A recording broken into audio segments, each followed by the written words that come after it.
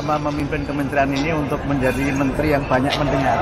Saya kan selama ini banyak ceramah, jadi nanti saya banyak mendengar, tidak banyak ceramah. Terkait pendidikan ada wajib belajar 13 tahun. Nah, dengan ada pendidikan Kementerian Pendidikan Dasar itu tuh apa sih target dari pendidikan dasar kita?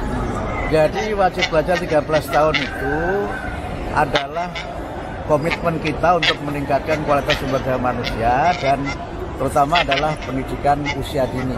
Jadi 13 tahunnya bukan menjadi kelas 13, tetapi prasekolah itu akan menjadi perhatian dan itu juga yang memang menjadi fondasi untuk pendidikan di tanah air kita ini. Di banyak negara maju, pendidikan prasekolah itu sangat penting, tapi harus kita pahami bahwa pendidikan prasekolah itu tidak semuanya harus diselenggarakan di sekolah formal. Kita kan punya lembaga pendidikan informal dan lembaga pendidikan non formal, sehingga kita mendorong untuk ada kemitraan strategis dengan masyarakat sebagai penyelenggara pendidikan. Ya, untuk wajib belajar kan 12 tahun nih. Sekarang ada di MK itu kan digugat bagaimana swasta juga betul. Hukum dan wajib belajar berkualitas itulah yang sekarang ini sedang jadi tantangan kita. Karena itu tadi saya menyampaikan bahwa dalam kita melaksanakan program ini harus bergotong royong. Pemerintah tidak bisa bekerja sendirian tanpa dukungan masyarakat. Dan oleh karena itu maka partisipasi masyarakat itu sangat kita perlukan. Saya berusaha untuk bagaimana dalam kesempatan ini menjadikan pendidikan ini sebagai gerakan pencerahan gerakan pencerdasan yang inklusif, partisipatif dan juga adaptif. Yang terhormat Mas Nadiem Anwar Makarim, Mendikbudristek, beserta Ibu, Pak Profesor Satrio Brojonegoro, serta Ibu, dan sahabat saya sering manggilnya dengan Bang Fadlizon, Menteri Kebudayaan, beserta Ibu, Bapak-bapak dan Ibu-ibu, para pejabat Eselon 1, Eselon 2, dan seluruh keluarga besar Mendikbudristek yang saya cintai dan saya banggakan.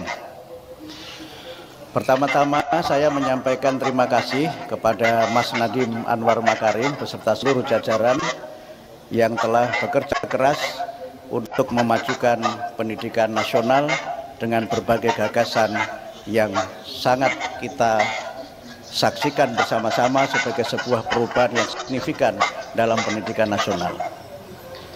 Saya merasa dengan Mas Nadiem seperti tidak ada jarak, karena Mas Nadiem datang waktu pengukuhan guru besar saya di UIN Syarif Hidayatullah Jakarta di tengah transisi pandemi COVID-19.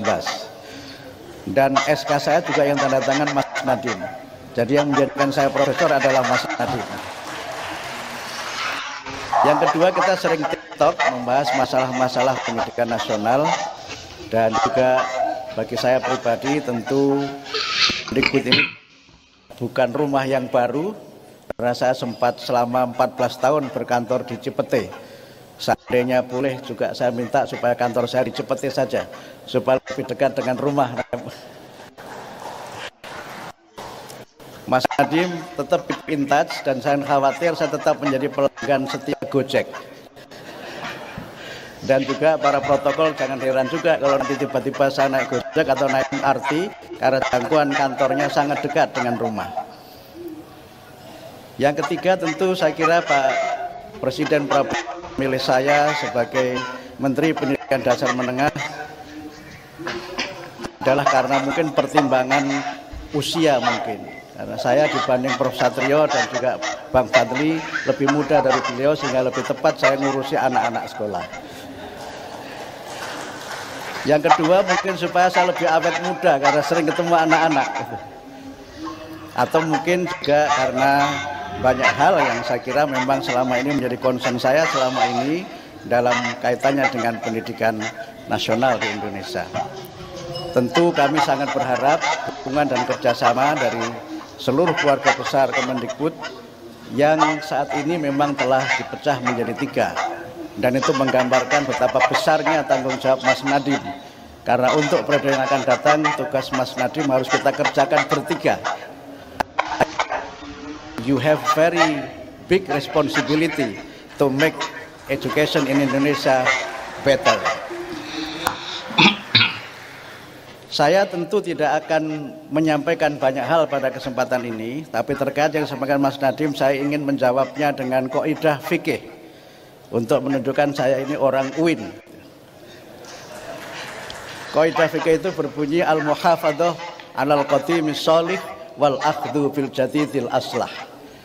Kita akan melestarikan, menjaga hal-hal baik yang sudah ada selama ini dan kemudian mencoba menggagas hal-hal pendidikan nasional pada masa akan datang.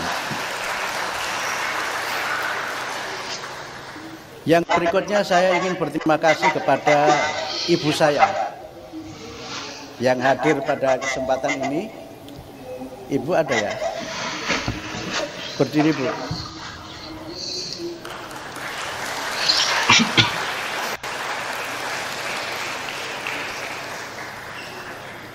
Beliaulah yang membuat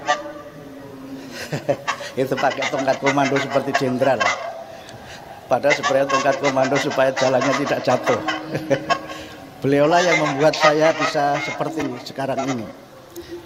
Dan beliau adalah teladan bagaimana seorang ibu dengan segala kesederhanaannya, tapi dengan cintanya bisa mengantarkan anaknya mencapai posisi yang dicita-citakannya.